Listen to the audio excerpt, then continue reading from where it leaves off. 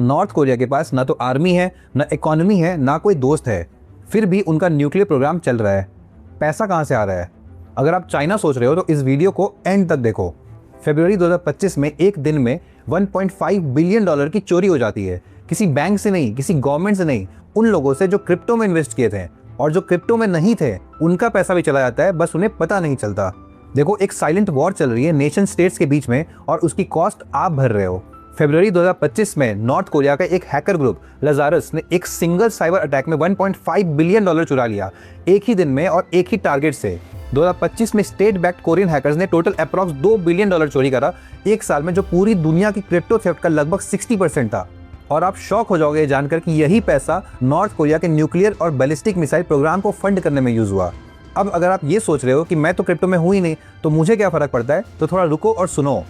2025 में 300 plus investment management executives का सर्वे हुआ, जिसमें 93% ने कहा कि उनकी फर्म को पिछले साल कम से कम एक साइबर अटैक फेस करना पड़ा था। 93%, कैन यू इमेजिन? मतलब अब ये थ्योरेटिकल रिस्क तो नहीं रहा, ये रिस्क अब आपके म्यूचुअल फंड का है, आपके ही एसआईपी का है, या फिर आपका ही रिटायरमेंट कॉर्पस का है। अच्छा, इसका एक और एंगल है जो कोई नहीं बताएगा। जब एक नेशन स्टेट किसी फाइनेंशियल इंस्टीट्यूशन को हिट करता है तो उस इंस्टीट्यूशन को डिफेंड करने में बहुत कॉस्ट जाता है। New firewalls, new team, new insurance, और ये जो कॉस्ट है वो उठाता कौन है?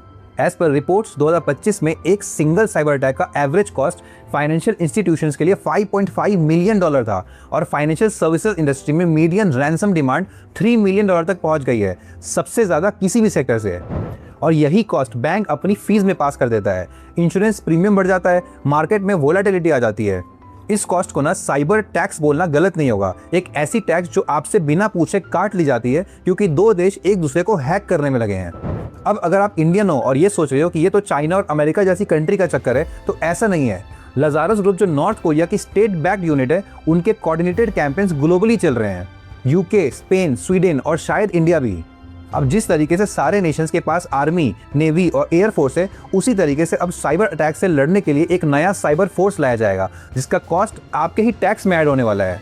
एक साइलेंट वॉर, एक इनविजिबल टैक्स, और आप बिना जाने दोनों भर रहे होगे। अब आपको क्या लगता है, आपका पैसा सेफ है या नहीं? अपने व्यूज कमेंट में लिखो, और ऐसे ही कंटेंट के लिए फॉलो करो और चैनल को सब्सक्राइब करो।